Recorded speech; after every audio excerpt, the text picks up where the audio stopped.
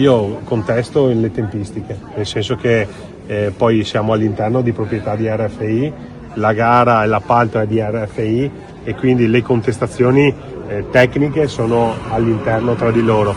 Io però contesto le tempistiche e i disagi che la comunità sta sopportando da troppo tempo. Quindi ho chiesto un'accelerazione dei tempi, ho chiesto che non ci siano più tempi morti, ho chiesto che non ci siano più disagi per i pendolari, ho chiesto maggiore ordine nel cantiere, ho chiesto che tutti i lavori che possono essere ultimati devono essere ultimati in tempi rapidissimi.